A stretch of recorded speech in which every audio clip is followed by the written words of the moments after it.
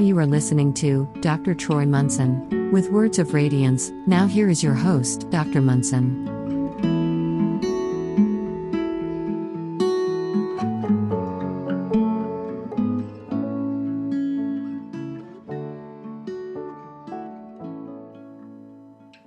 Hello and welcome. I'm Dr. Troy. There are times in my life when I am just stunned. I mean, like everything comes together and everything just blends into this beautiful thing that you had no idea was out there. And then when you hear it, you're just like, oh my gosh, of course. And this hit me today. My wife is reading a book out loud to us, and it's called The Happiest Man on Earth. And it's by Eddie Jaku. I apologize if I butcher the name, Jaku.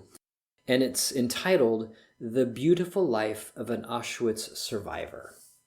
And in this book, she's been reading it for a while, and I happened upon it today. And I hear this, that they put bromide in their coffee.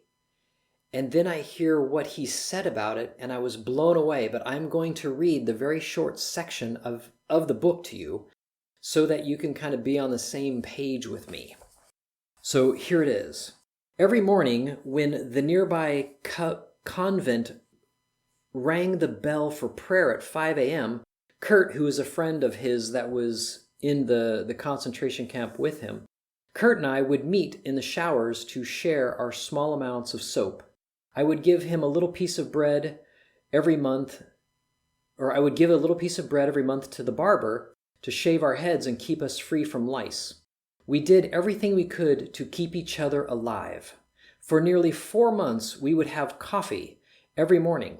It was not very good, sort of a chemical recreation of real coffee. But for those first 4 months, we drank it greedily. Then one day, I smelled something strange in the cup. I went to the kitchen and said this to the fellow. "What are you putting in the coffee?" He said, "Bromide," which was a chemical used to keep young men's sex drive down. Can you imagine? You need half a cup for 10 men. "How much are you putting in?" I asked. "Don't be silly. We cut open the tin and put the whole thing in," he said. "Enough to chemically castrate 100 men. So at that point, he said, no more coffee for Kurt and no more coffee for me. That's why I have a family today. A friend of mine in Israel survived, but could never have children because he drank this coffee and it destroyed his reproductive organs." He stops talking about the coffee at that moment, but when I heard that, I was stunned. I thought, oh my gosh, it now all makes perfect sense. Years ago, I'll have to do some research and I'll get back to you on this. They decided to take iodine out of bread as a dough conditioner because they thought that it just might be toxic. Now, I think it was a setup. You can read it, and I've talked about the Wolf Tchaikovsky, I think it's Tchaikovsky, iodine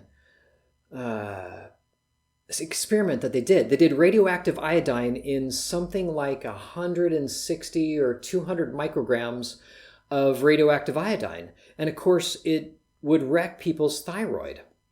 So they said, hey, iodine could be damaging to people. Well, of course, radioactive iodine would be damaging to people. But because it was being used as a dough conditioner, they decided to replace iodine with bromide as a dough conditioner because, well, iodine might be damaging, but bromide actually is damaging. And I was thinking, I can't even believe it. Why would they do that? Why would they arbitrarily put a poison in our breads, crackers, cereal, chips? I mean, just about everything. And then when I heard this, I'm like, what? I have never heard this about bromide. And here, this is 1943. he knew what bromide would do. That means we've known what bromide would do since probably the 20s or 30s at least. And yet they actively have been putting it as a dough conditioner, I believe, since the 70s. I don't think it goes much further back than that. And I'm like, what reason would they have to do that? Except to perhaps wreck thyroids or at least destroy people's health. And then it all made sense about agendas that I keep hearing about population control. I thought, nah, can't be true. Now, I still don't know if it is, but my goodness, let's just put a couple things together and think, bromide in small amounts probably is not so bad. But if I'm eating a couple pieces of bread in the morning with my breakfast, and let's say I'm having some extruded cereal, like some sugary cereal that we all know really well, there are many, and then let's say that I even have an English muffin, and maybe for a snack I have a donut or something of that ilk, and then lunch maybe I have a couple sandwiches or maybe some pizza, and then for dinner, I have, let's say, 3 or 4 slices of bread that's maybe toasted with butter and garlic on it, with maybe a steak and some salad. And then for dessert, let's say we have some cookies. And let's say for snacks, we've had cookies. Now, how much bromide have I had? I don't know.